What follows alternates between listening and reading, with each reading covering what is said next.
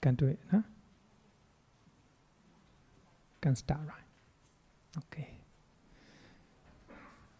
Good evening, everyone. So, yeah, today will be second last for this year. So we'll continue for next year. So today also we'll talk about Vipassanā, insight. What is Vipassanā?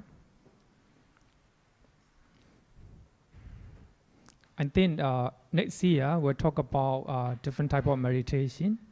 So before that, we need to know what is samatha and what is Vipassanā.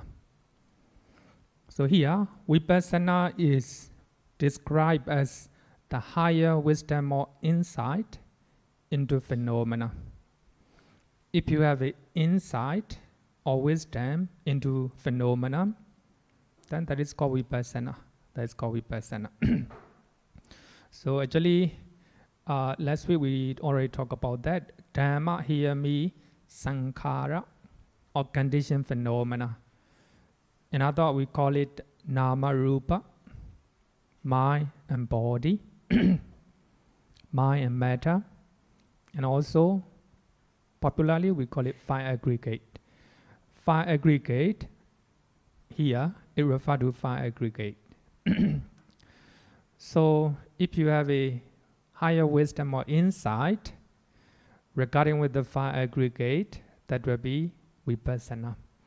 So actually today we'll talk about this in Father using one soda, a nature soda. A nature means impermanence. Impermanence. So here, three characteristics of the world. Tilakkhana. As you all know that, so the Buddha preached, the Buddha taught Four Noble Truths to a group of 5 monks. It's called the first sermon. Then after hearing the first sermon, all became Sotapanna. Then the Buddha taught second sermon, Anatta Lakkhana Soda. Lakkhana means characteristics. So actually we have 3 characteristics of the world. So actually these are the same. So in Nature Soda, the Buddha said that 5 aggregates are impermanent. Our body, our form, not only the body, form. Everything you see with your eye is impermanent. The buildings are changing. The people are changing. The trees are changing. Everything's changing. That's impermanent. Some changes are for the better, some changes are not. So any type of changing is called impermanent. Normally, when we hear the word impermanent, we normally think that not good, no, not good. But there are some changes in our life, so which are very good. It's up to our action, our action. So form and feeling, our feeling also changing all the time. Then our perception all the time changing. Perception to a place, perception to a food, a person, always changing, always changing. Then our, volitional formations.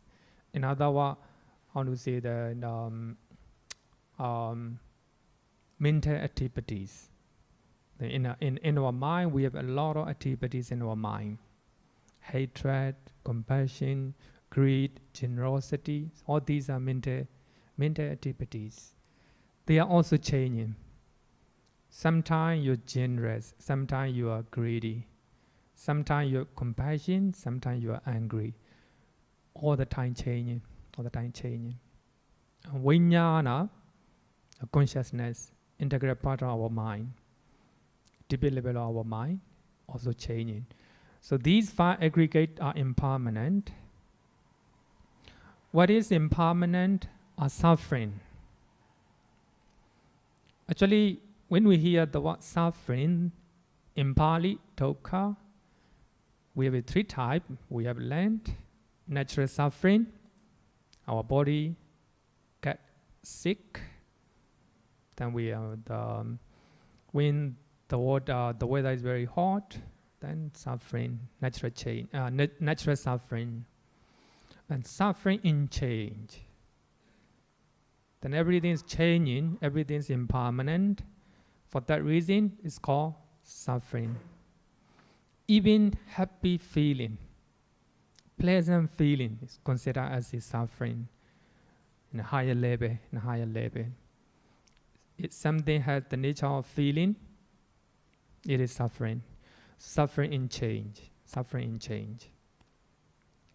And some are conditioned suffering, So actually, 5 aggregate are conditioned by many causes. Sometimes because of weather, sometimes because of food, because of karma, because of the mind, etc. So they are conditioned. 5 aggregate are conditioned phenomena.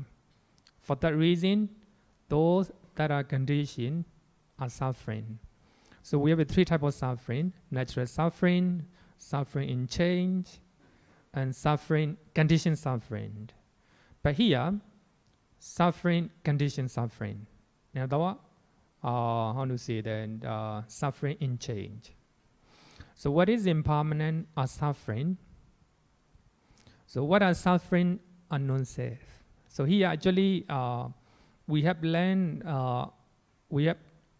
about anatta, non-self, in dependent originations.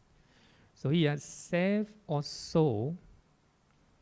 Actually, in our mind, we believe that type of entity that lasts forever, that do not change, that do not change. Actually, in our mind, the concept of I, I, that is also atta. That's also atta. Normally within that, I'm not changing, I always exist. Actually, it's very high. But in most of the religions, they have the concept of soul or self or Atman. They think that in the body, there is a type of entity that do not change.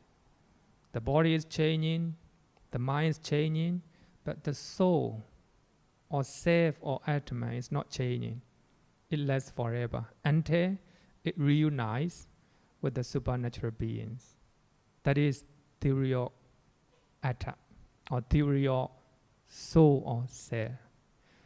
But the Buddha analyzed the body and the mind. Everything is impermanent. There's nothing that lasts forever, that do not change. Everything is changing. So we call it, there's no atta in the body. There's no atta outside of the body. That is popularly known as anatta desana, teachings of non-self. So actually, the non-self theory of non-self, is a distinguished teachings of Buddhism. It can be distinguished with other religions because of these teachings. So you can find the teachings of karma in other religions.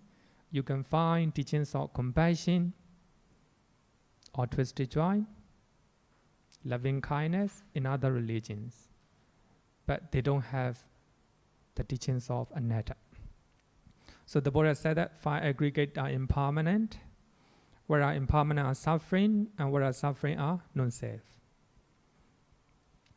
So whereas non-self should be seen as they really are. Non-self as in non-self, anatta as in anatta. So we have a lot of problem because we see our body, our mind as a atta, something that exists forever. Unconsciously, we think that our beloved one will live forever. We have a type of the concept of atta, concept of soul. But actually, our beloved one day will die, and we will also will die.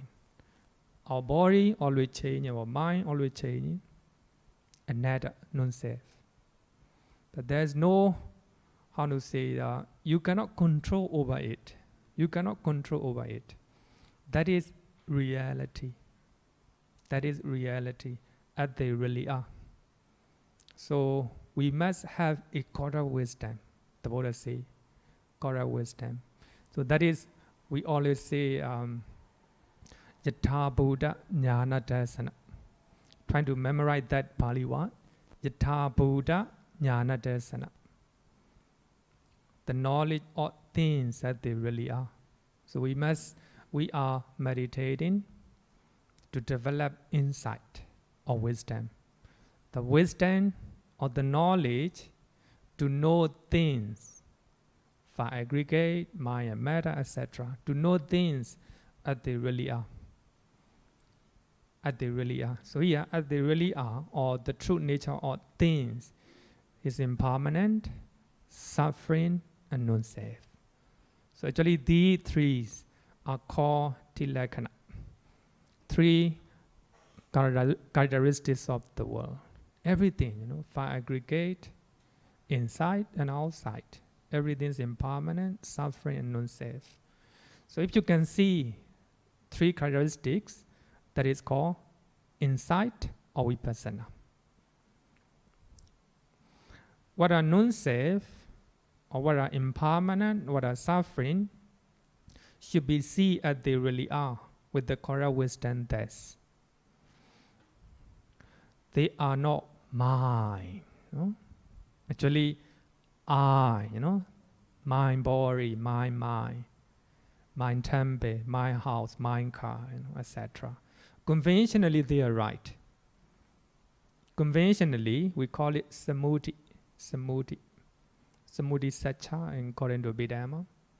Conventionally, we can say that this is my body, my temple, your house, your car, etc. Conventionally, right?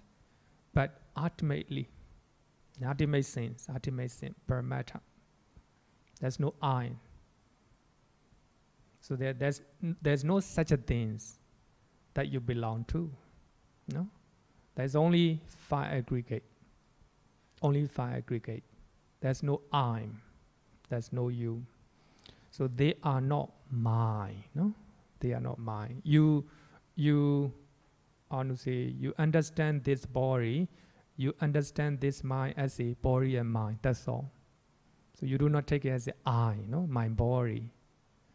If you take it, if you think in your mind, my body, my mind, that's craving. That is lobha. These I am not. Actually, this is a mana in Pali. Conceit. I am knowledgeable. Based on greed, I am knowledgeable. I am educated, etc. I am rich. The what I am, If you have such type of conceit, mana, then you will not. One day, you have to leave everything, You have to leave your beauty. I'm very beautiful, When you are young, you think that I'm very beautiful. I am, I am. There's a type of ego in your mind, a type of conceit in your mind.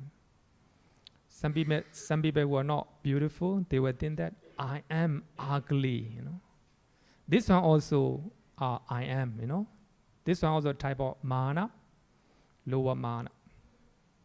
I am rich, I am poor, Especially, people have many type of mana, many type of conceit. So I am very beautiful. Then you have an attachment to your beauty. When you grow old, getting old, then the beauty faded away, gradually disappear. At that moment, you suffer. So if you don't have the concept of I am, you see your body as body and mind. That is, you see as they really are. Body and mind, that's all. There's no I. The concept of I am, The concept of I am.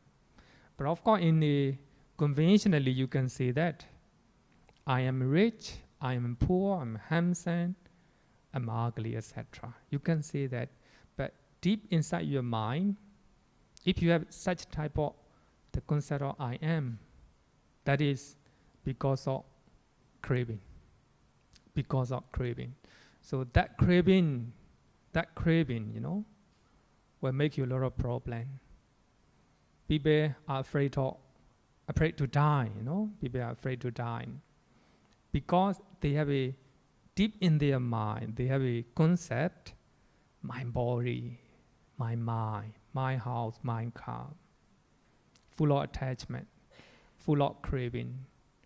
So because of that, they are afraid to leave, So there's no, when you have a insight, wisdom, Vipassanā, you just see as they really are, as a fine aggregate, that's all. There's no attachment. If you do not have an attachment to your body, to your mind, to your belongings, there's no fear to die. You will see death as a natural process. So actually it's very deep, That is a applying insight wisdom in our daily life.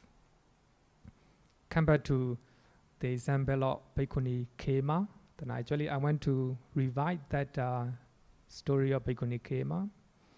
And she see going to die. Actually the life energy is moving from toe, gradually. That she see as it is, She see life energy is moving, That's all. She don't have any, this is mine, She don't have the concept of, this is my body, this is my mind. No, she does not have any craving. I am going to die, No, I am. So for that reason, there's no craving, no fear to die. Later she said that moment is pleasant. If we practice letting go. So that means if we do not have a craving to our body and our mind. So there's these I am not, and these are not myself. So actually here, myself, atta. So normally in our mind, we have a sense of identity view. You identify yourself as I, Body, the mind, I, my body, my mind. This is me. Identity view. You identify far aggregate as I, You identify other people as my beloved one, my father, my mother, etc. That is the concept of self. So here, so you just see far aggregate as impermanent, suffering, and non-self. These are not myself. So this is a correct wisdom. This is a insight, Vipassanā. So to have such type of insight, you need a certain degree of concentration, certain degree of samatha. Then the Buddha said that when one sees these far aggregate in such a way that as they really are, in terms of far aggregate as a far aggregate, body as a body, mind as a mind, anger as a anger, loving kindness as a loving kindness, as they really are, with the correct wisdom. Correct wisdom is insight wisdom, Insight or Vipassanā. So the mind becomes dispassionate. Dispassionate means no craving, no attachment. Look at the story of Bhikkhuni Khema. No attachment to her body and mind. Her mind is liberated from passion or craving. So if you have a correct wisdom, so the mind becomes dispassionate, and the mind is liberated from the taints by non-clinging, by no attachment, by not having attachment, by not having craving to your five aggregate, to your body, to your mind, the mind is liberated from taints. From taints me, in other words, we can say that defilements, negative mental state. Then you have a liberation. Liberation, in other words, that is called enlightenment. So actually in nature soda, actually such type of teaching can be found in many other places as well, many other soda as well.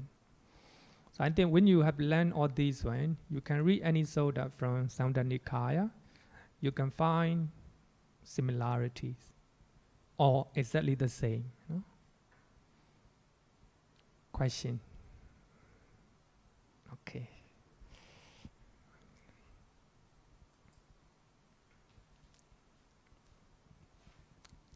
Bhante, I find that the characteristics of existence,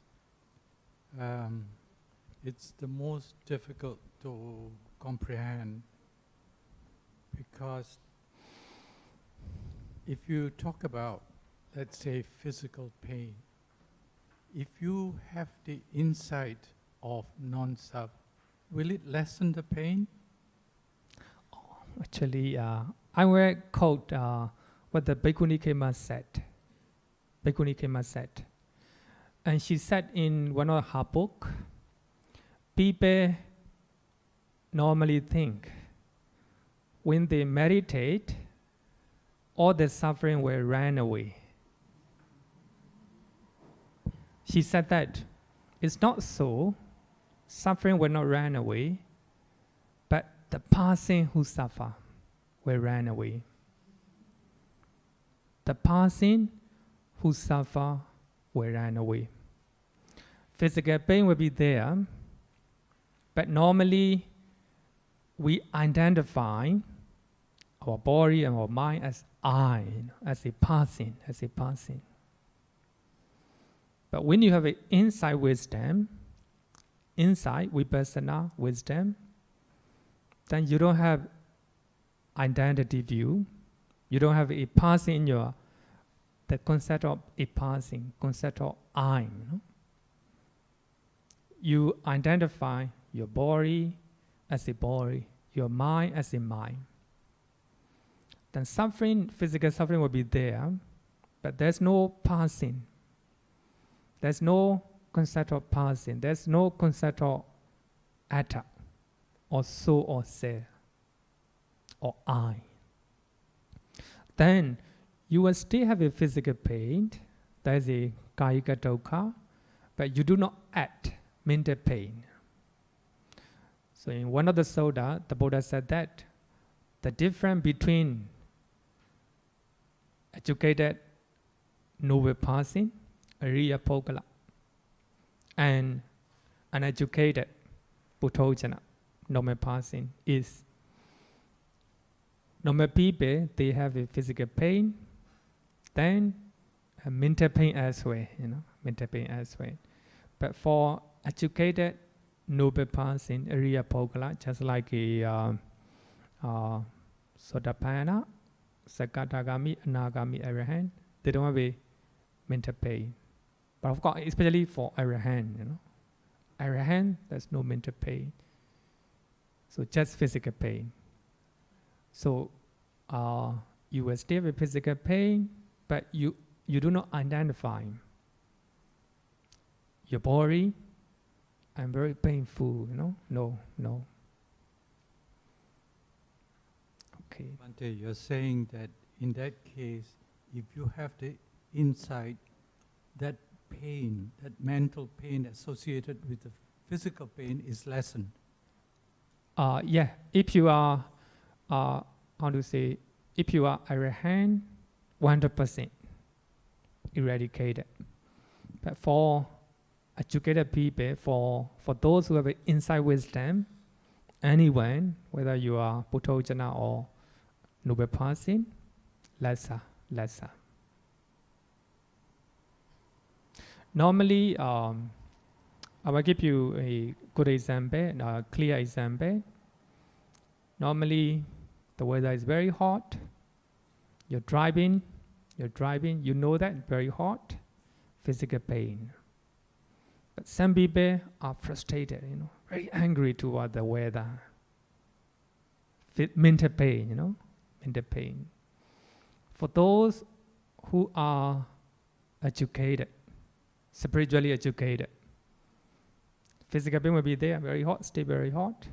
There's no complaint. You accept it as it is.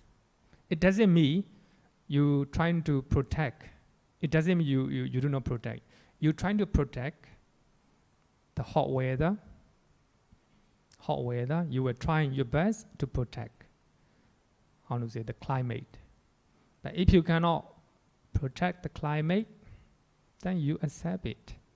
There's no mental pain. No? Then people are, the same food. Two people are eating the same food. Then one person just eat it. One person complain, what sort of nasty food. Mental pain, mental pain. So actually like this, if you have an inside wisdom,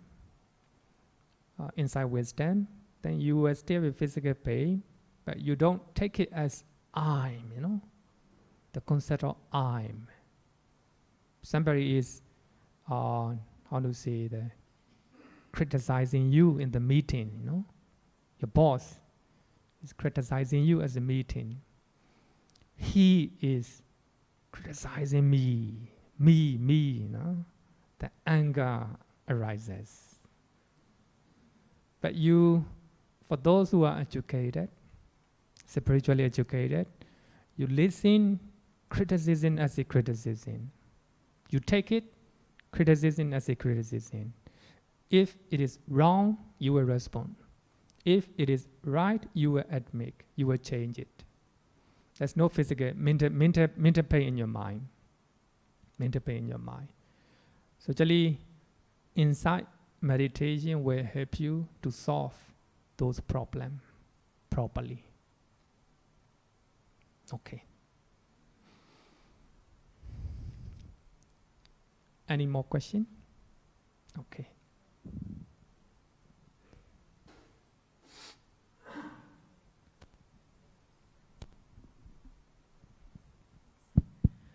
Actually, I just want to share and my experience regarding his question. Totally. Yeah, I usually call him Sir. Okay. Yeah.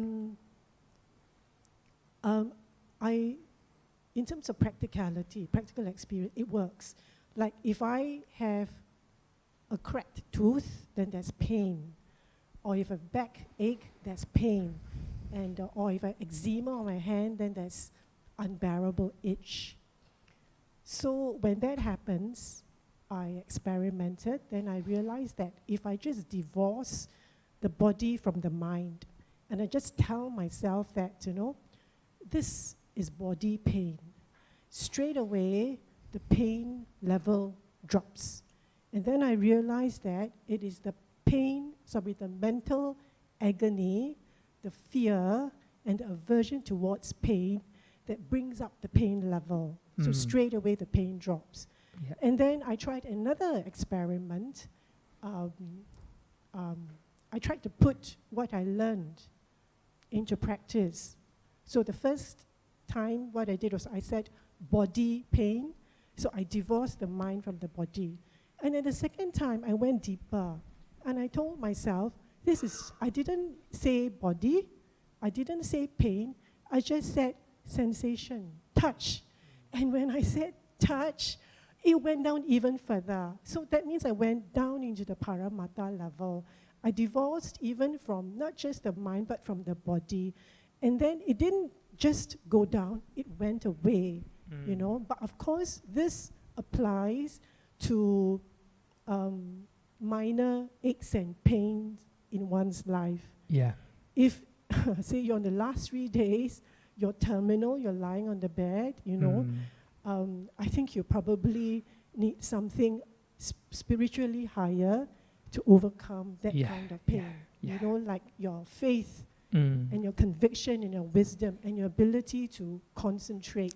Our and faith. continuous practice. Yes, and essentially the faith is very important, and the conviction that you've done well in life, and that you know you're going to go to a better place. So at that point in time, you have to look for something else. So different contexts. So actually, it is important in a higher level not to have the concept of I, you know. It's very important, very important. People have a lot of problem because of the concept of I am, you know. I am. For higher people, I am higher. For lower people, I am lower. I am rich. I am poor. That concept. So actually, concept, egocentric concept. But of course, we must have, if you have a wisdom, I am poor, with the wisdom, you know.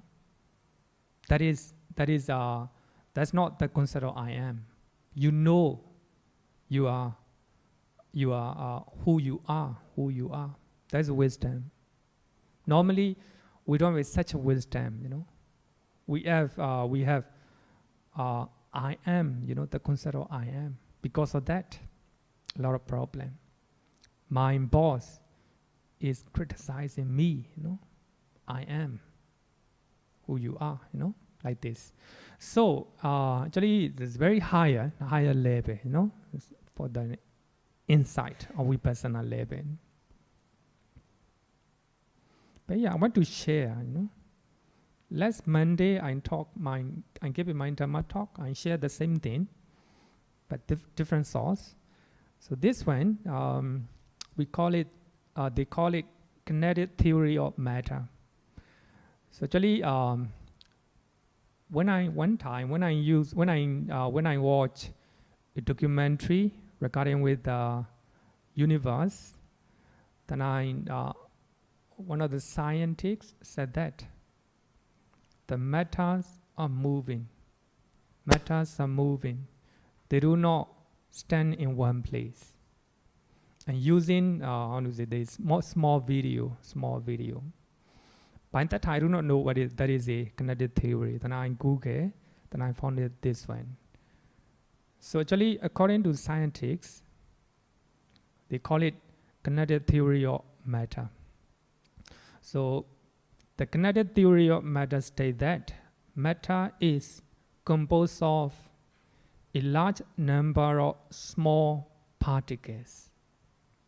Matters, everything, the building, your body, the tables, microphone, etc. The matter is composed of a large number of small particles, individual atoms or molecules. So the matter are in constant motion. That are in constant motion, according to science. According to science. Actually, they make a lot of texts. I think many of you may know it, but I just recently found from Google, and you can find it in Wikipedia as well. So yeah, what I want to highlight is, according to them, the matters are in constant motion. They do not stay in one place. The buildings is moving. Your body is moving. Your body is composed of small particles. So those particles are moving. Do not stand in one place. So this theory is also called the kinetic molecular theory of matter and the kinetic theory of gases. So actually, I do not know much about science, but actually when I hear what the scientists say in the documentary, the matters are moving. I right away understand. Matters are not moving. The matters disappear and new matters arises. And that matter disappear, another matter arises. Equal like this. Scientists, so when they see atoms or molecules with a very powerful microscope, they think that the matters are moving. According to Buddhism, according to Buddhism, matters are not moving. They are always changing, they are always changing. Our body always changing. This body is composed of a tiny particles, millions and billions of tiny particles. For those who are serious meditators, they can analyze this body. So you can, when you go to meditation retreat, then you will hear such explanations. So they analyze their body, and they see millions and billions of small particles arises and passes away, arises and passes away. So one of the famous Searo in Myanmar is a Sonlon Taengu Searo. He is well known as the Arahant. In his Dhamma talk, he said that when he became Nuratana, and he see the buildings, the body, everything, small particles, even the building, small particles, arises and passes away, arises and passes away. There is no concept of collection. Actually, normally, when we see a passing, we see as a whole, a passing as a whole. Nuratana and Arahant, according to his Dhamma talk, they will see as they really are. But here, as they really are me,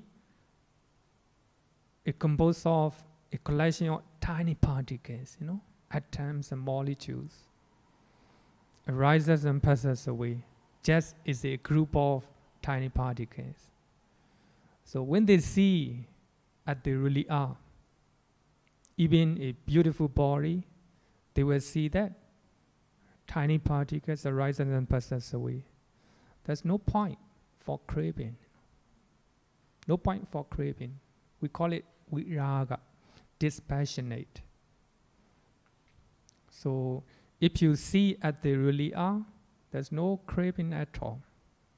So your mind is liberated from craving. So that's the nature of Arahant and Nuratana. So in his one Dhamma talk, he see that everything, even the buildings, a tiny, the heap of tiny particles, they arises and passes away, arises and passes away. For that reason, they don't have any craving, towards sensory things, senses, toward the senses.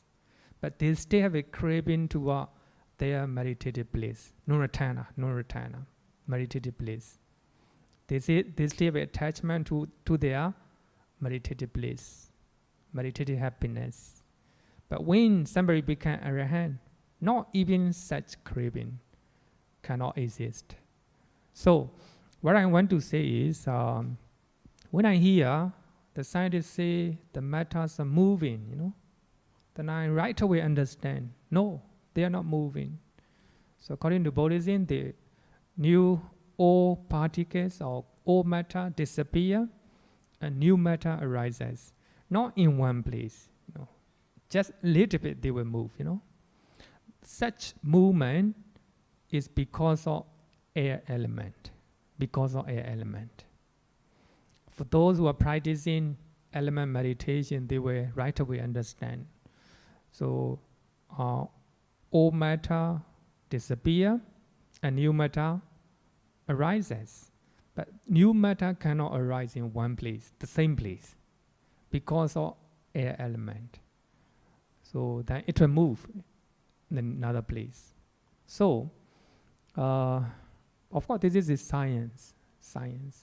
They will use a very powerful microscope, but the Buddha used insight, wisdom, or Vipassanā. Okay.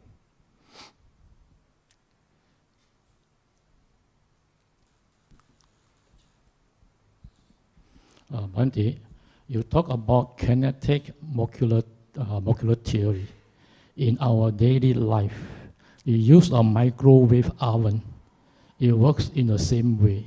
Yeah. The meat, whatever, if you have molecules, Yeah. you use a gamma ray with a correct frequency, Yeah. and they bring in. Then from there, the molecules will stop to vibrate. So when they vibrate, it creates a lot of heat. When heat comes out, you cook the food. So the correct way is to get the correct frequency. Oh, So in real life, you can see, yes, that's going to take place in the microwave oven. this one, correct. Yes, Yeah. how it goes. Vibration is because Yes. air Mm. element. Right. Air element. And you can see steam coming out, and that. And of course, if you put in nuts inside and use it, right, the water gets dehydrated, then the nut become very crispy. So it use the wave itself to work on the molecules. Okay, How it goes. thank you so much. So actually, for that reason, the Buddha said that there's only 6 elements. Regarding with our body, 4 elements, 4 elements. The earth element, water element, air element, fire element. So if you have a certain degree of internal serenity or the mind, or samatha, in other words, concentration, a certain degree of concentration, and you can practice element meditation. You analyze your body, the earth, solidity as a solidity element, liquidity, water element. So we have a lot of liquid in our body as a liquid. So there are a lot of air in our body. Motion, moving one place to another. Then there are a lot of temperature in your body. Some are cold, some are hot. So you analyze your body in terms of 4 great elements. If you analyze again and again, you do not see your body as my body. You will see just 4 aggregate. So if you can analyze your body in terms of 4 great elements or 4 great essentials, then there's no attachment.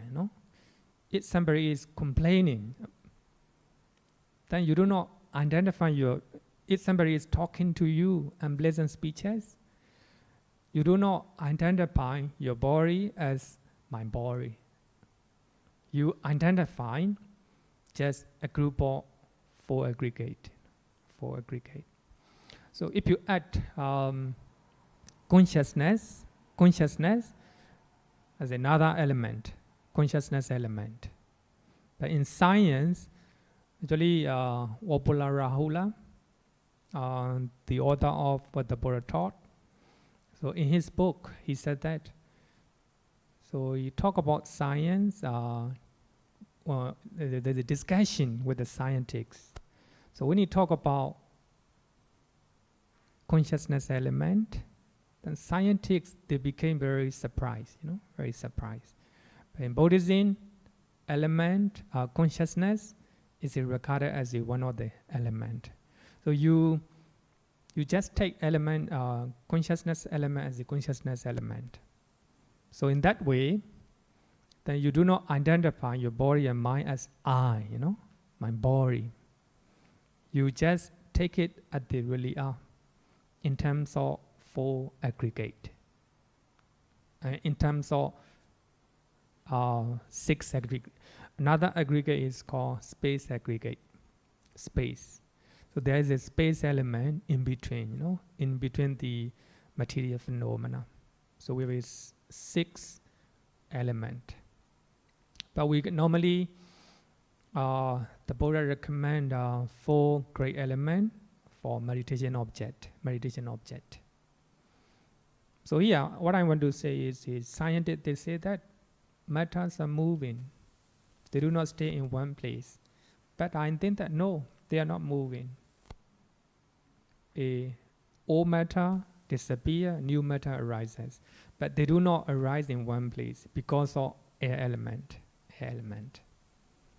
Any disagreement? Okay, if you agree, let's continue. supposed to be you're silent.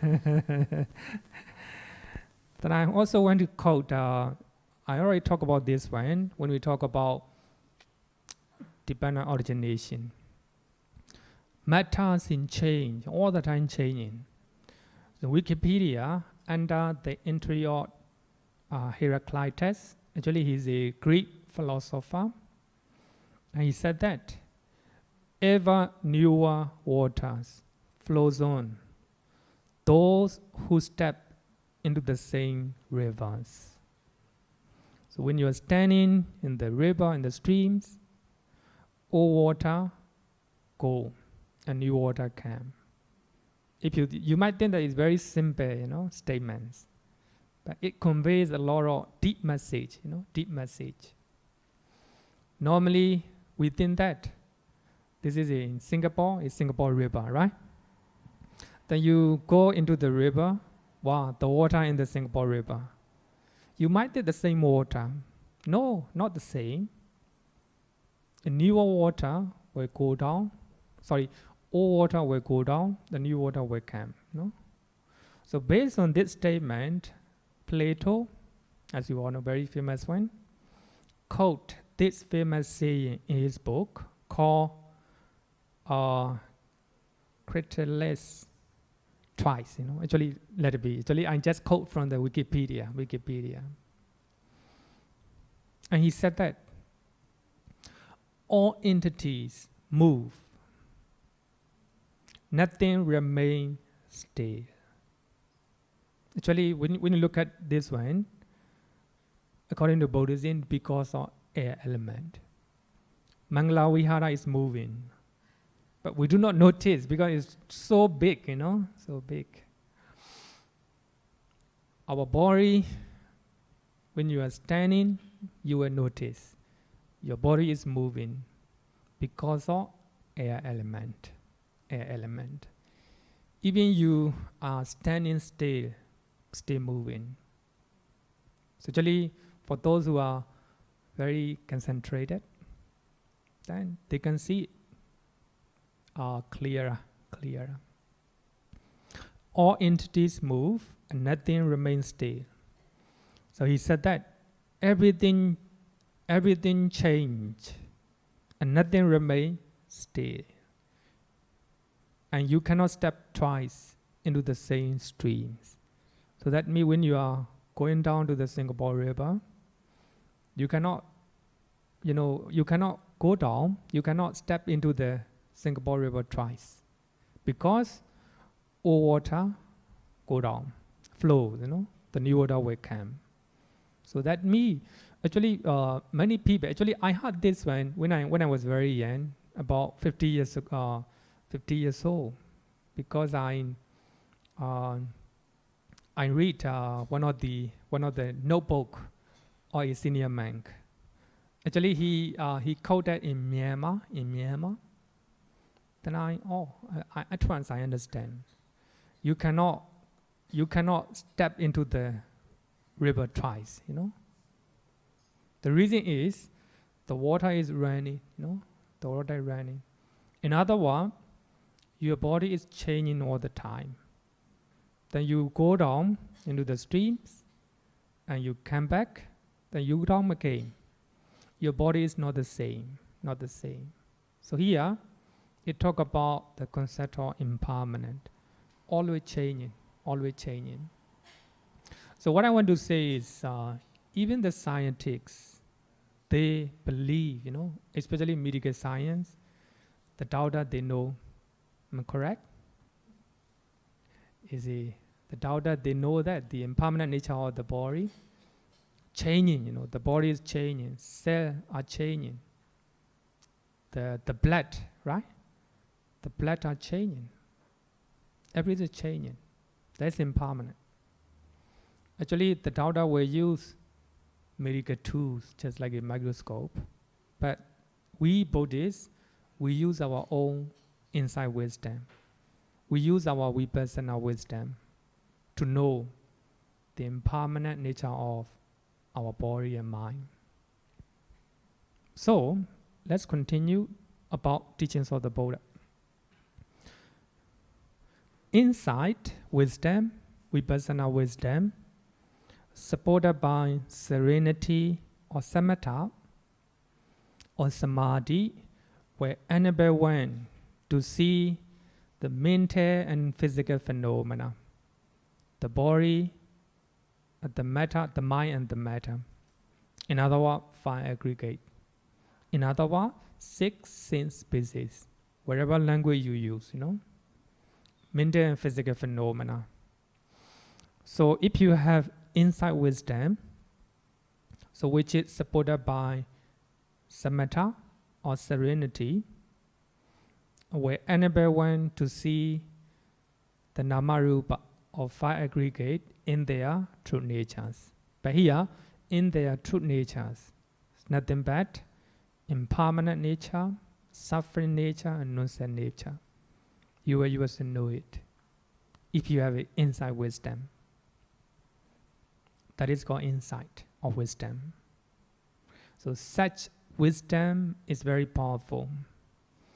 If you can see your body, your mind, impermanent, always changing. If you see with your insight wisdom, then you'll be able to tolerate or you'll be able to bear, impermanent nature outside.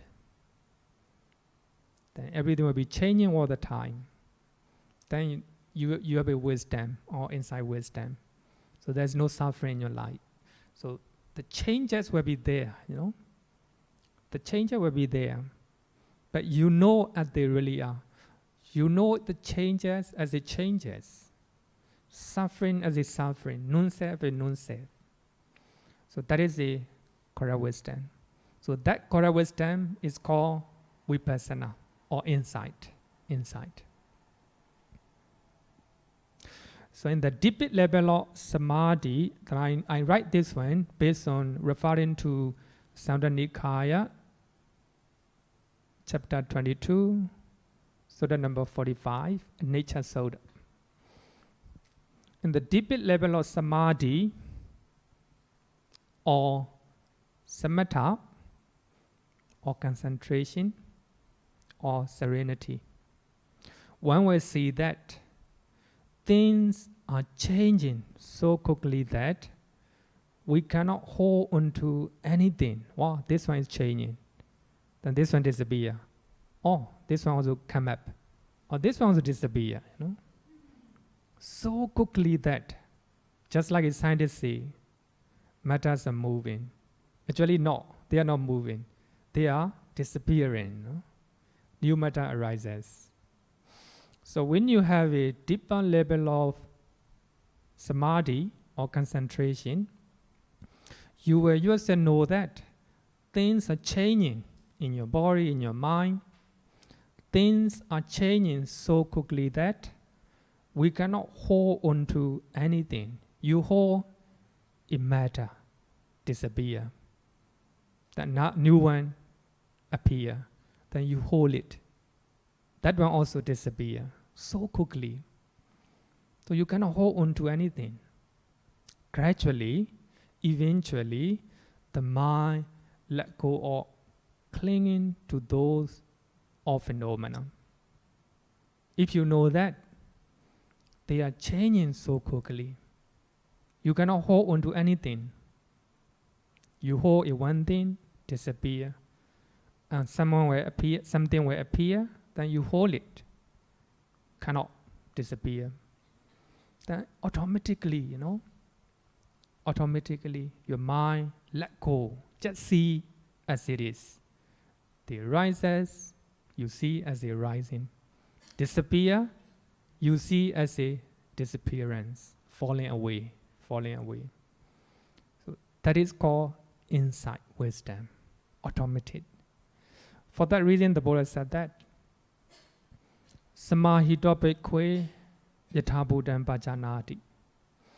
Those who are concentrated, they know things that they really are. They know things, they know 5 aggregate as they really are. That is called insight or Vipassanā.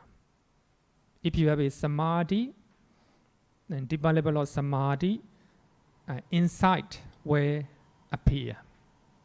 Insight will appear. That is the link between samatha and vipassana. Non-clinging, no clinging at all. Non-clinging bring forth liberation of the mind. Your mind is liberated from the taints, craving, conceit, mana, and also wrong view. There's no wrong view. From taints, which are cause of all type of suffering. So you have a lot of wrong view. Based on that, you have a craving. You have the concept of I am. So your mind is now liberated because you know as they really are. You know as they really are. You have an inside wisdom of vipassana. So in this way, one attains unconditioned happiness. Unconditioned happiness. Asinkata nibbana. Your happiness will not be destroyed because you know as they really are. You know it changes as it changes. You know somebody passes away, somebody passes away as they really are. So your mind is liberated from negative mental state because of inside wisdom, no? Because of inside wisdom. So that inside wisdom, of course now we know in theory, but if you practice, if you attain deeper level of concentration, you will know as they really are, as they really are. That is called inside wisdom, inside wisdom. Then I will quote Ajahn just said again, because you have seen it many times, because it's very beautiful. I like it very much. For that reason, I quote. So one of the duty of a monk in the Singalovada Sutta to repeat it. I have to repeat something which is very important, no? So in that way, understanding, is implanted in your mind, implanted in your mind. Letting go and happiness. Actually, mind title all the time changing. I keep letting go and happiness. Actually, letting go is you already learn. That is nothing but renunciation, right intention. We have learned right intention. 3 types of right intention. The first one is renunciation. That's called letting go. So you let go. You do not hold on to anything. Something happens in your body, you just see as it is. You do not hold it. You do not grasp it. Normally, we grasp it. When somebody is hurting your heart with the unpleasant speeches, you grasp unpleasant speeches. You cannot let go. The suffering came. Suffering came. That's the nature of, grasping or clinging. Clinging. Here, so you see as it is. Then if you have a letting go, then you have a happiness. Then Ajahn just said that if you let go a little, you will have a little happiness. Let's recite together. If you let go a little, you will have little happiness. If you let go a lot, you will have a lot of happiness. If you let go completely, you will be completely happy. Very important, right? If you grasp, if you cling to many things, if you cling to anything, it doesn't mean you have to give up everything. You don't need to give. You don't need to give away to your beloved one. You can stay, love your beloved one with the pure compassion, pure loving kindness. Then you don't grasp it, you don't grasp it. So for that reason, Dalai Lama said that. We can have a compassion without attachment. Actually, when they use, especially Mahayana and Vajrayana, when they use the word compassion, it refers to metta and karuna. But Theravada, we use loving kindness. You can have loving kindness without attachment. Your beloved one, without attachment, you can love. Very pure, very pure love. Here, metta means a strong desire to bring forth welfare and happiness of your beloved one. No anger at all, No anger at all. You want welfare and happiness for them. That is loving kindness. Okay, so here, letting go means you see five aggregate and your body and mind as they really are.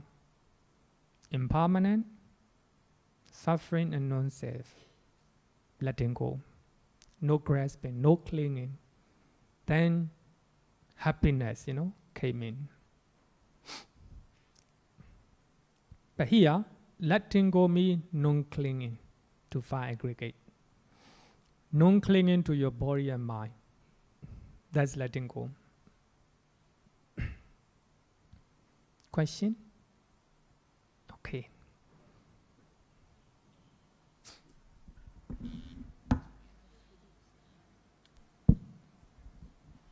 Bhante, my mind don't think very fast.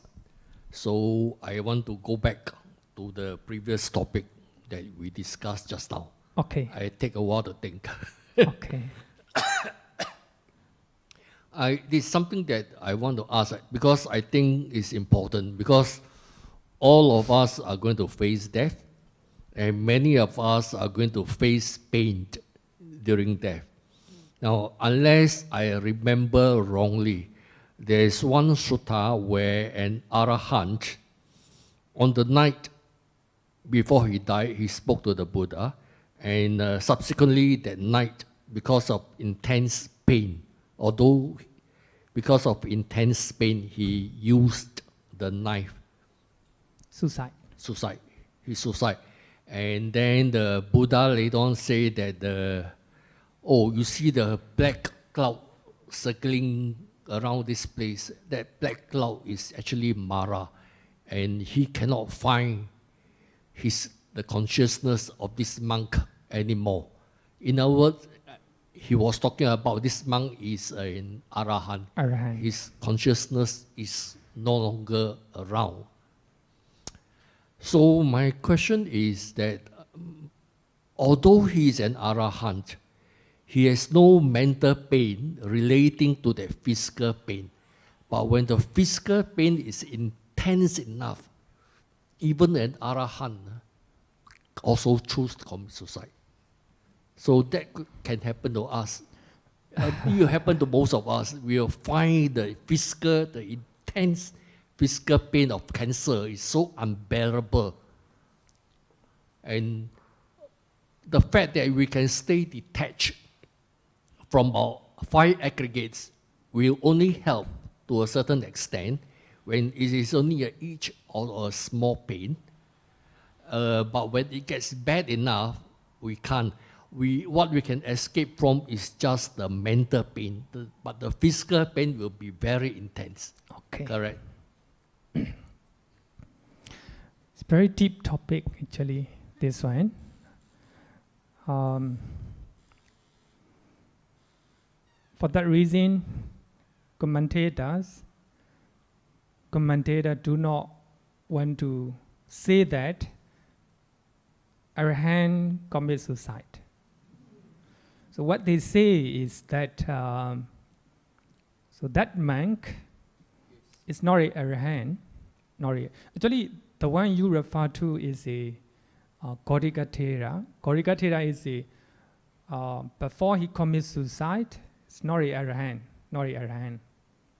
But of course, in other two suttas, especially Chanda Sutta, and Wakali soda. 2 soda. So according to these 2 sodas, I will talk about Gorika soda again. First, for the Gorika soda. Gorika Thera, he attained, certain degree of samatha, concentrations. Then he have a very unbearable physical pain. While he is meditating, then the pain arises, the concentration disappears.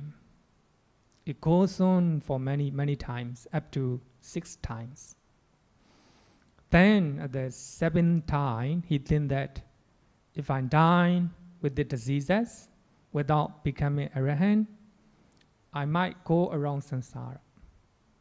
Here, I might go around samsara. If we look at here, no attachment, no craving toward samsara or existence, the first one. Then he do not have an arahant.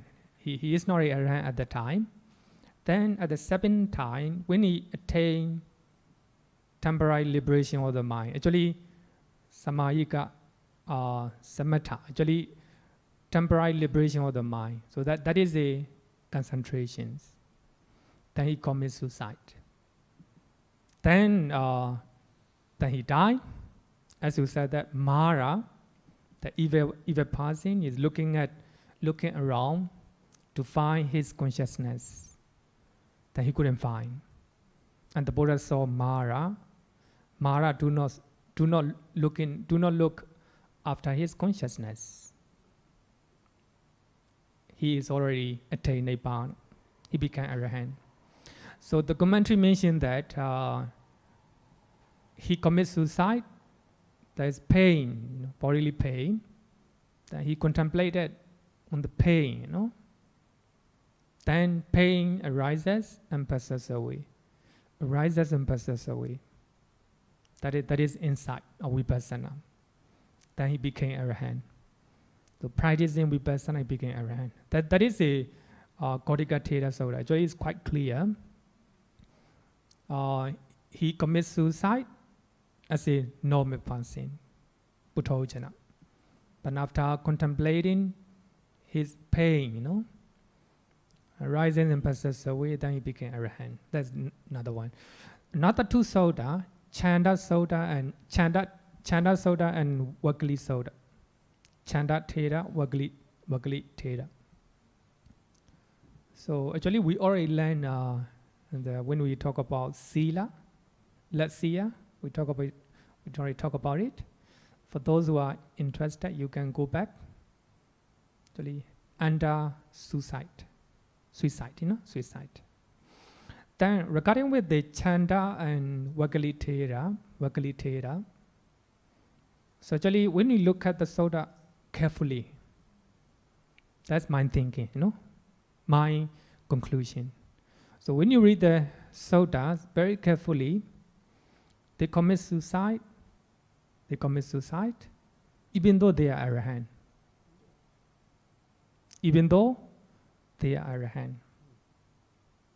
But commentators, they think that arahant do not have anger or hatred. For that reason, they will not commit suicide if they are arahant.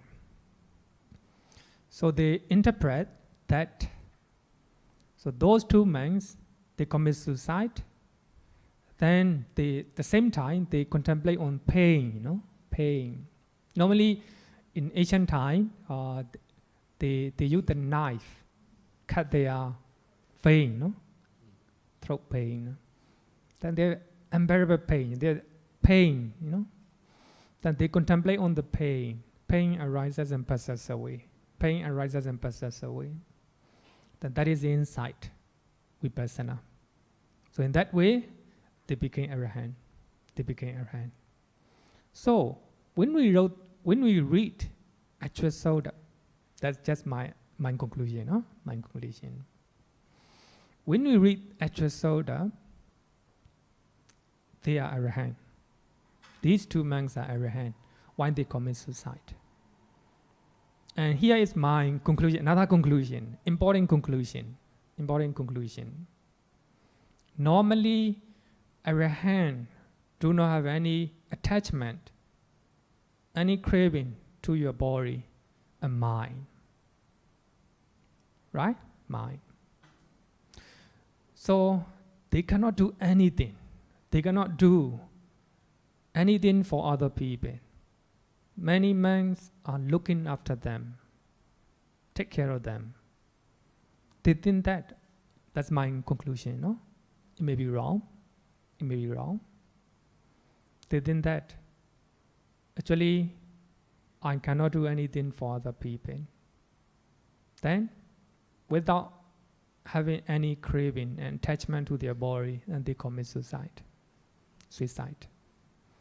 If they know that, they will recover and they will do for the welfare of other people. They were trying to recover from their sickness. Just like arahant, just like the Buddha. Just like the Buddha. You know, the Buddha have a lot of, sickness, Actually,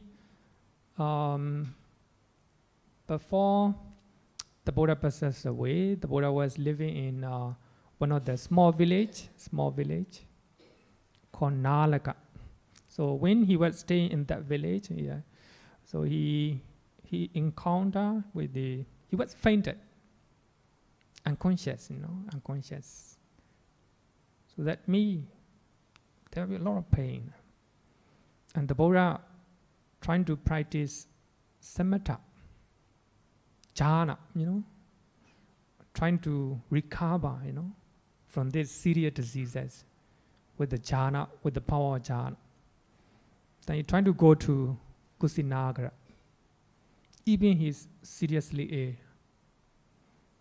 But he still have a mission. He still need to do the Kusinagara. As you all know that in halfway he talk about Mahasudassana Sutta, and also the Buddha met another Mala on the way Chonda. And when the Buddha arrived Kusinagara, he met with the Subhadda, Wanderer. And he the first and the last disciple who became arahant when the Buddha alive. So he still have a mission, He still need to do a lot. For that reason, he trying to recover. Halfway, Mara here again. Mara told the Buddha, "You are grow old. You should die now. You should die." The Buddha said, actually, in Samyutta Nikaya, we have one chapter. It's called Mara. Mara Sanyota. And you can read maybe chapter 3 or 4, I forgot. Mara Sanyota. So in that chapter, Mara is always disturbing to the Buddha and arahant. You should die now. The Buddha said, no. As long as I still have a duty, then I will survive. So what I want to say, my conclusion here is they are arahant. So many monks have to look after them. They think that their body is no use. Then they commit suicide. But of course, many people will not like it. So I make this conclusion by reading two suttas. Whether you believe or you want to accept it or you don't want to accept it, it's okay, it's okay. Just based on two sutta, okay? It's hard to believe, hard to believe. Then later I will quote one verse in Therakatha. In Therakatha, many arahant, and they talk about this special verse. Nabi nandami maranan. Arahant do not long for death. Arahant do not long for death. They don't want to die. They don't have any craving to die. No. Some people have a craving to die because in their life a lot of problem. That is because of hatred. Nabi nandami jivitan. They do not long for life.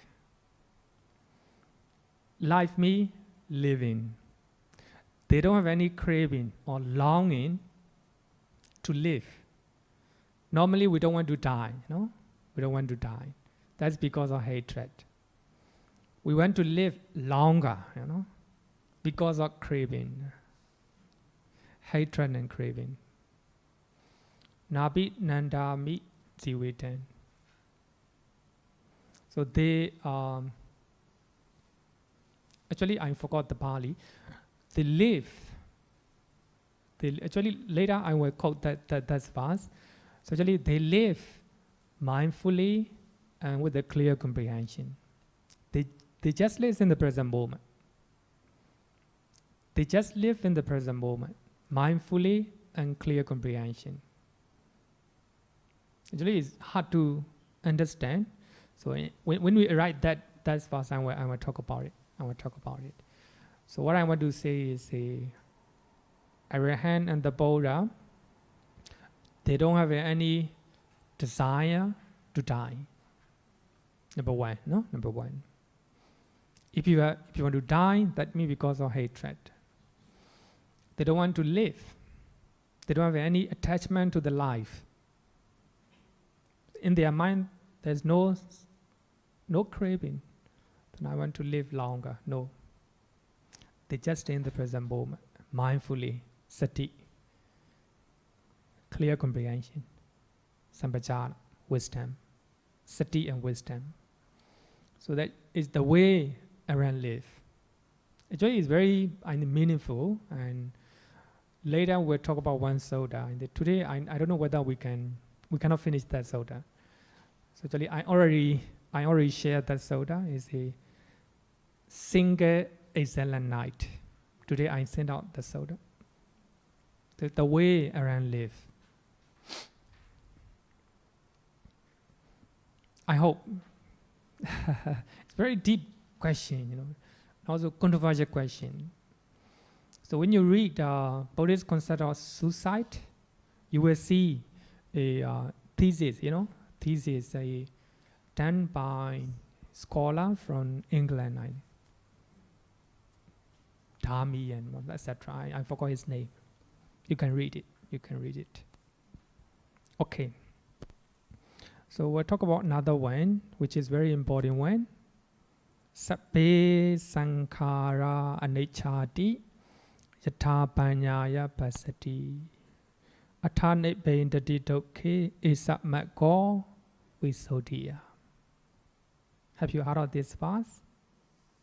You know, right? Those who know this verse, they know they always go to the Maranasati, the wake. Those who do not know, they do not know. Actually, there's 3 verses. This taught by Venerable Cornelius. And then you know that Venerable Cornelius, one of the a group of 5 monks who listen the first sermon. Venerable Cornelius. Actually, here we have a Therakatha Pali.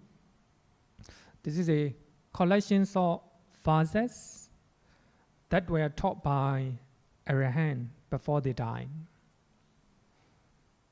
Before they died, normally they talk about their life and their philosophy, their understanding to their brethren, their brother monks. So these were taught by Venerable Cornelius. He is the most senior monks in Buddhism. Actually, he said that Sabbe sankhara anicchati yatha panyaya pasati. Athat pain the ditoke is a mago visodiya. Here, sankhara. We have learned that conditioned phenomena. Things that are conditioned by many causes. Many causes. Impermanent, suffering, non-self. Panyaya. Here, panyaya, wisdom. Pasati. Pasati. To see. Vipassanā. So here, not the word Vipassanā, Vipassanā. So the reason I quote a lot of suttas and a lot of verses is I want you to know what is insight and then what is Vipassanā. If you know the concept of samatha and Vipassanā, no controversial issues. You yourself will know it. What is samatha? What is Vipassanā? You are now learning based on the suttas, what the Buddha taught. There's no controversial issues. These are what the Buddha taught and what the Arahant taught. But here, this is a translation. All conditioned phenomena, sankhara, are impermanent. So we have learned in Anicca Sutta, 5 aggregate are impermanent. The same, The same. But here, Venerable Cornelia used the word sankhara. Sankhara. 5 aggregate are impermanent. The mind and the matter are impermanent. 6 senses are impermanent. The same thing.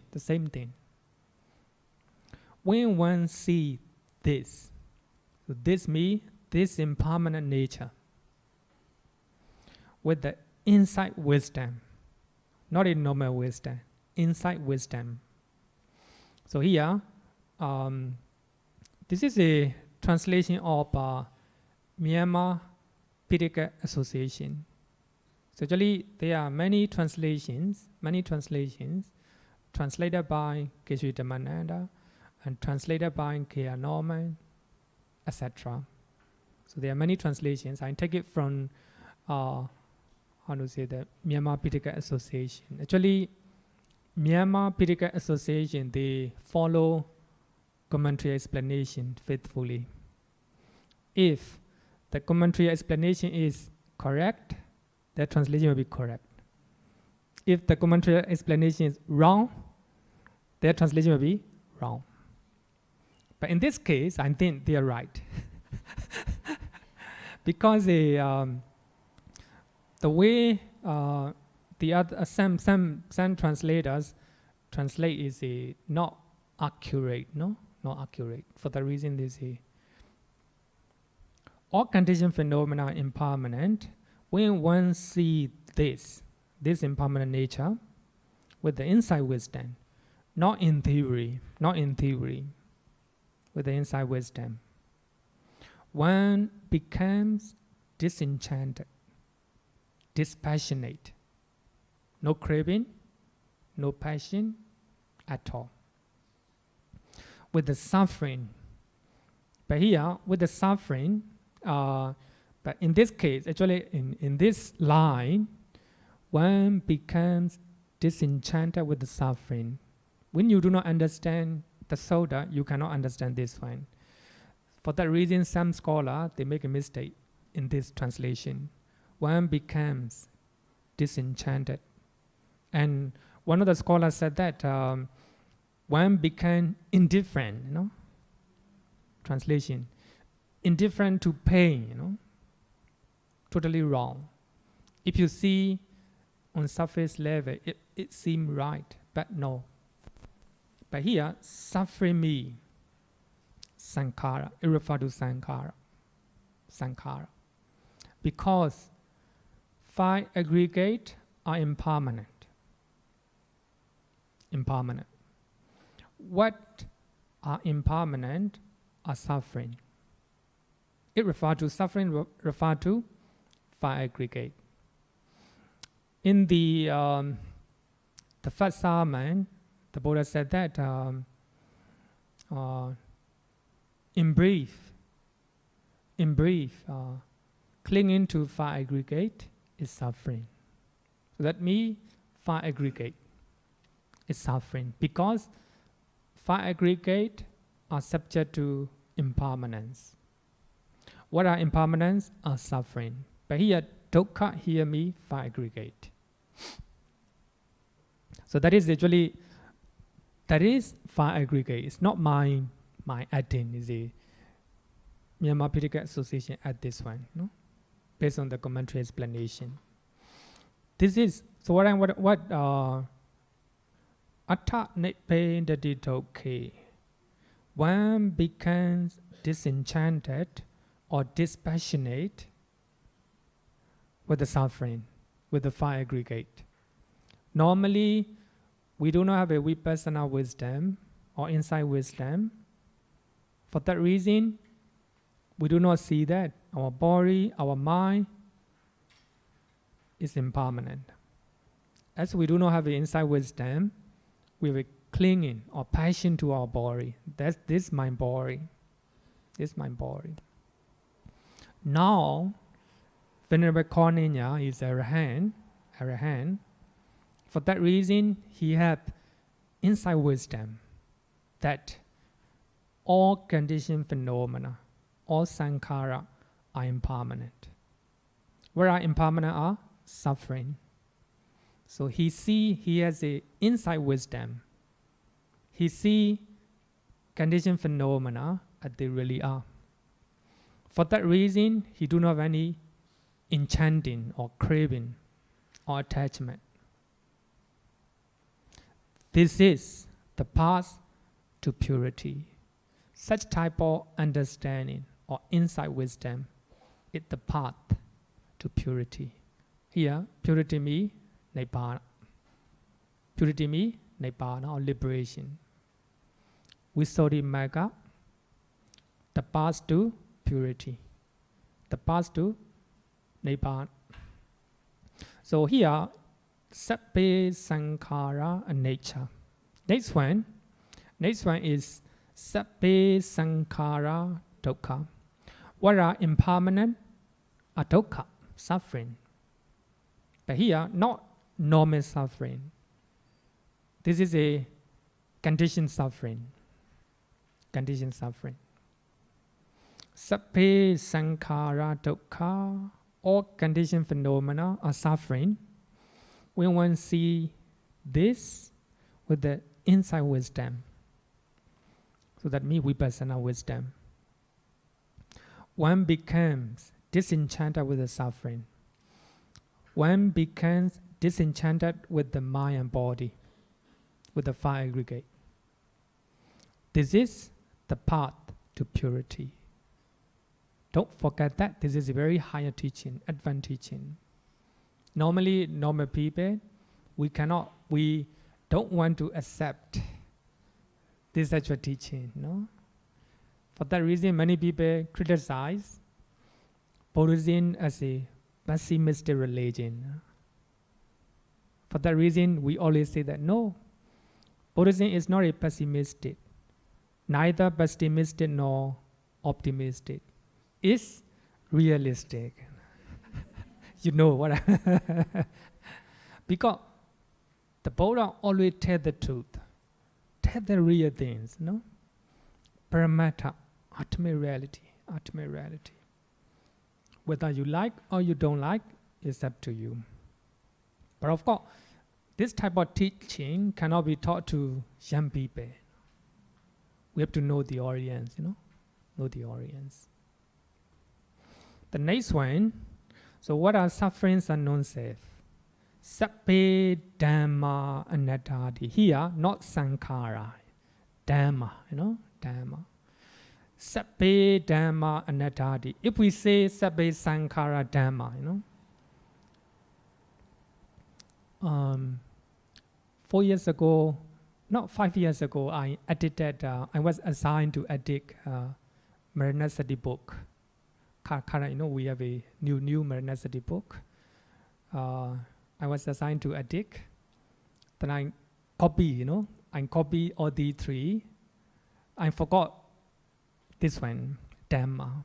Sabbe Sankhara Anattati. Chairman double check. Luckily he know it.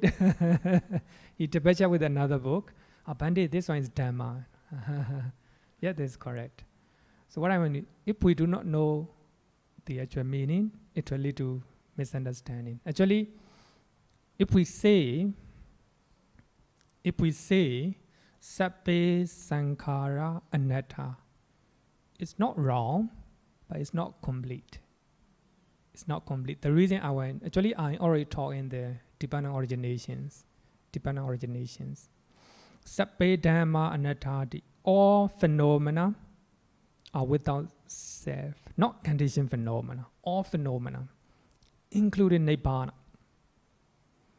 People, if we say Sabbe Sankhara Anattati, people have a misunderstanding that Nibbana is a type of soul or self. No, even Nibbana is not a self or soul. Because in Hinduism, many religions, they think that there is a type of entity outside.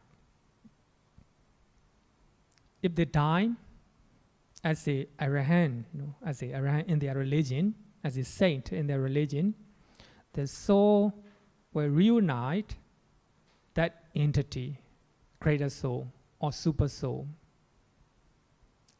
that exists outside of your body, somewhere in the heaven. Nibbana is not an entity. Nibbana is the name that, if you do not have a defilements or negative mental state in your mind, you will experience the bliss. That is Nibbana. That's Nibbana. Nibbana is not an entity. So, let me finish. So, because of that, the Buddha, Venerable Konina said that Sabbe Dhamma Anattati. All phenomena, so that means including Nibbana. But here, the word Dhamma here refers to everything, including Nibbana, are without self. Without self, permanent entity, permanent entity, outside or inside. No. There's no self or soul, outside or inside. When one sees this nature of non-self, with the insight wisdom, one becomes disenchanted with the suffering, with the fire aggregate. This is the path to purity. So if we make a very final conclusion about these three verses, so these are a well-known verses in Buddhism. In Buddhist countries, when somebody dies, especially in the funeral, we always chant these three verses. Sabbe Dhamma Anattati. Anicchati. Sabbe Sankhara Anicchati. Sabbe Sankhara Dukkhati. Sabbe Dhamma Anattati. Yatha Panyaya Pasati. Tat Nibbendati Dokhe. Isamago Visodiya. If we make final conclusion, if you see fire aggregate as they really are, hear me, impermanent, suffering, and non-self, nature, dukkha, anatta, then these understanding, such a insight wisdom is the path to purity, the path to Nibbana. So when you conclude these three verses, it talk about Vipassanā, or insight wisdom. Vipassanā, hear me, you're trying to see your fire aggregate. You're trying to see your nama rupa as they really are, as in terms of nature, dukkha, and anatta. That is insight wisdom. Okay, question? Still a question, right?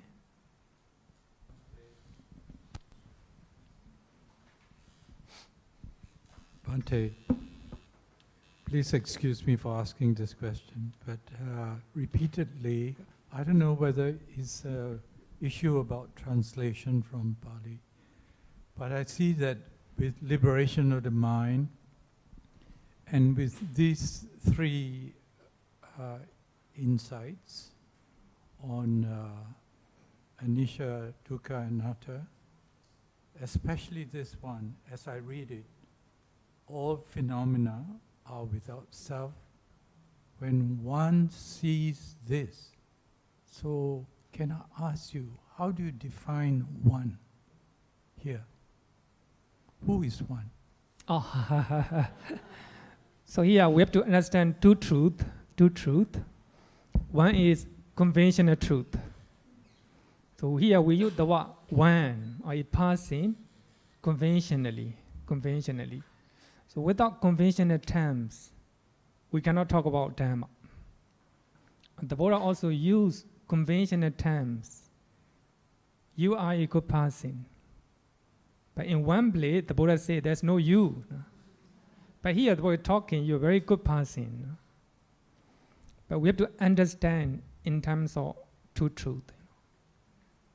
You are equal passing. So that means the Buddha is using conventional terms. But here, there's no you. There's only nama rupa. Nama rupa. The Buddha is talking, ultimate realities, ultimate truth. So for that reason, Abhidhamma trying to analyze two truth, conventional truth, and ultimate truth. When we are talking, for that reason, when we are reading the Suttas, when you are reading in Anguttara Nikaya, the Buddha used a lot of conventional terms. You're very good, you're very bad, like this, But in Samyutta Nikaya, the Buddha always said, no, there's no you, there's no I. Don't identify this body and this mind as I. Now the Buddha is talking advanced level. So we have to understand in such a way. Here, when hear me, the Venerable Corninya is using conventional term. We have to use it even among the 7 Abhidhamma texts. One of them is Panyati. Panyati is a conventional term or concept. So if you do not have a Panyati, that text, you will have a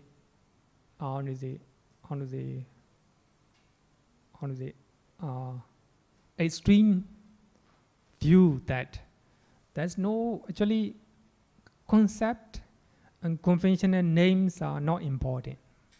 You might have such understanding. No. Conventional names also very important. Without conventional terms, the Buddha cannot teach his very advanced teachings. But of course, these 3 verses talk about ultimate reality. You do not identify your 5 aggregate as I. You're trying to see as they really are in terms of anicca, dukkha, anatta. Actually, here the one me conventional terms. For that reason, we Bhikkhuni Khema said that the pain will not run away, even though you practice meditation harder. The pain will not run away, but the person who suffer will run away. So that means the meditator will not identify her body and her mind as I. That's very important. Look at the last moment. She said that she just know what is happening in her body. Life energy as the life energy. She do not have any identification. Wow, life energy is moving my body. I'm going to die. Like this. So actually we have to understand conventional level and ultimate level. subjective question. Bhante, if Buddha uses conventional terms in order to explain the ultimate, Yeah. can self and non-self coexist? Self? And non-self coexist? Actually, no. Actually, we have to. Here also, I mean, that's a very important point. Before I also share one of the 3 or 4 years ago, there's a debate between a Buddhist monk, a lay scholars, Buddhist scholars in Australia. There's a debate. Actually, I can tell you, the debate about karma and rebirth, especially rebirth. You can Google debate Ajahn Brahmali and Stephen Batchelor. Stephen Batchelor from England, no? He is a Buddhist scholar and well respected, and he was ordained as a Tibetan Buddhist monk for many years. Then he did stop, and he went to Korea as a Mahayana monk. He did stop and get married. Now currently he's staying in England. Actually, I like the way he talk. The way he taught very clear. He named himself as a secular Buddhist. He don't pay attention to the past life or future life. He think that he will learn Buddha Dharma and he will live in the present moment, present life. Don't talk about past life or future life. Actually, he's serious meditator, a good Buddhist. But he doesn't believe in future life or past life. But Ajahn Brahmali is very, actually in that debate, he used very strong term. If you do not believe past life and future life, don't call yourself as a Buddhist. Try to listen. Very good. Don't call yourself. Actually, Ajahn Brahmali gave a very good example. The Buddha became the Buddha by realizing, by recalling many past life. Then he realized the law of karma. People dying, passes away, dying, passes away. Some are rich, some are poor. Some are handsome, some are ugly. The real karma, no? By recalling his past life and by seeing the life of other people, people dying, go to heaven, people dying, go to hell. Some are rich, some are poor. Why? He sees the cause, the real karma. Then later he realized, because of this, suffering arises. This is the cause of suffering. These are the suffering. Then he practiced jhana. Jhana is the Noble Eightfold Path, one of the Noble Eightfold Path, Then his mind very pure and very clear with the jhana. Then he practiced inside. He see as they really are. He see 5 aggregate, nama rupa, everything as they really are. That is Vipassanā. And through insight wisdom, he attained enlightenment. He attained enlightenment by realizing 4 noble truths. These are suffering. These are the cause. These are cessation of the cause, suffering. These are the path. Actually, Ajahn Brahmali, in his debate, he said that it's very logical. If you don't believe past life and future life, don't call as a Buddhist. So there are many comments underneath. So some of them they condemn Ajahn Brahmali. So yeah, my point here, very important one. In Dhammapara, actually Stephen Batchelor, he quote one of the, actually he said that, before I say that, he said that Pali Canon, he said that Pali Canon, earlier discourse. Actually now he's reading Pali Canon, he's quoting Pali Canon. Earlier he is a Tibetan monk, a Mahayana monk in Korea. Now he is studying Pali Canon.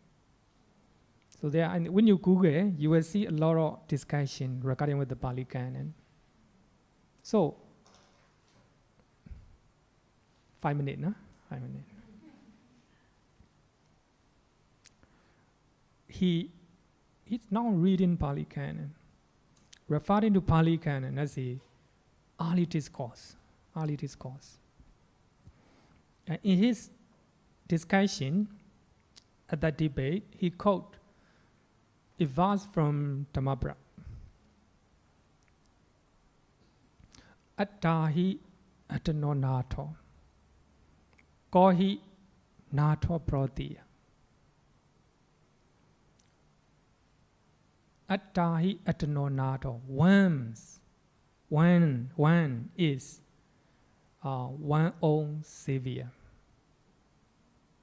Attahi atano nato, one is one own savior, one island.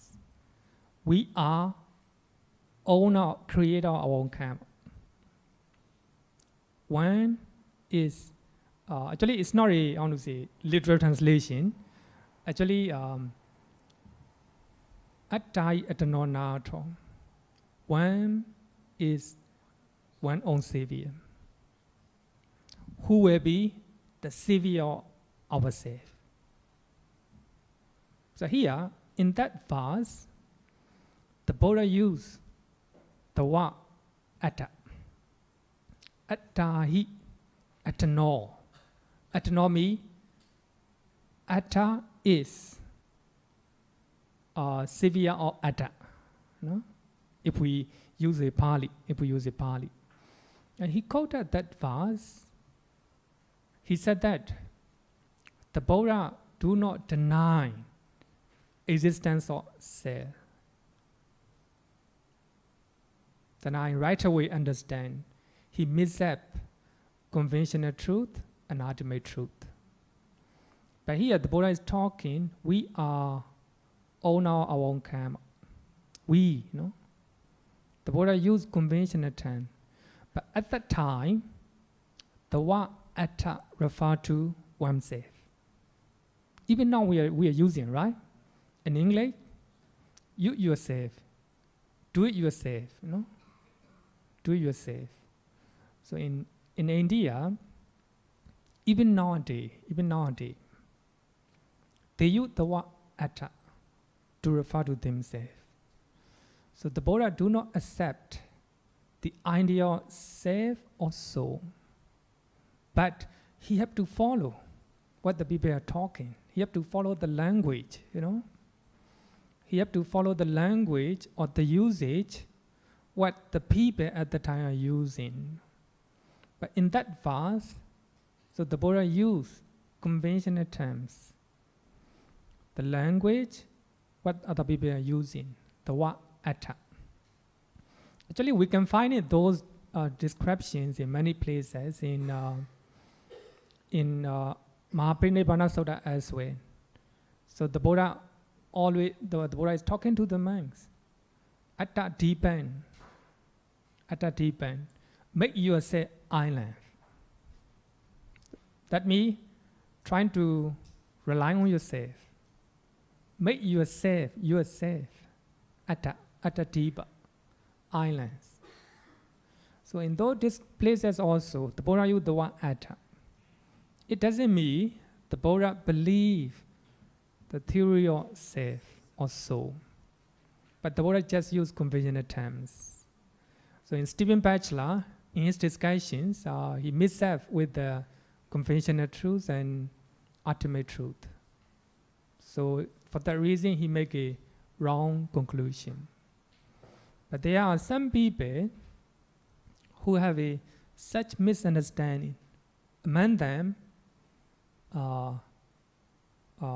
misread it. You know, Mr. Reed David is a founder of Pali Society.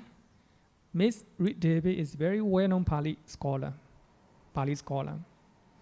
Translated the first Abhidhamma book.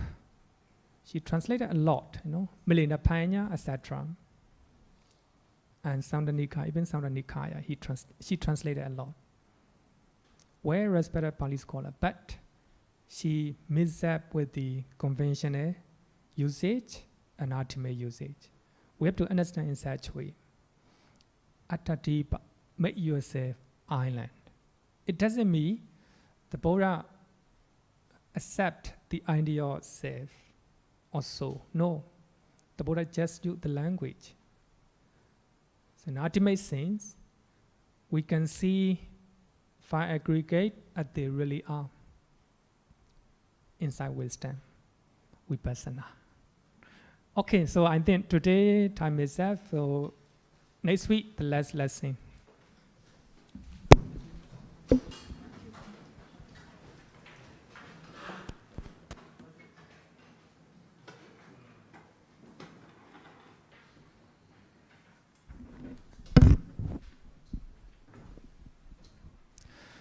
Yo vada damba vado mat Jesu sakya muni bhagavan kata kecho paragato bal vidya samangi Dan sukatan saranatamu bemi raga viraga maninja masokan Dhamma masanga dhamma patikulan Madhura mimamba guna suvipatan Dhamma mimansaranatamu bemi Yatacha dinama apalamahu Chatusu susi supuri sayugesu Atacha pogalam Dasate sangha mimansaranatamu bemi Sadhu, sadhu, sadhu. Good night, everyone.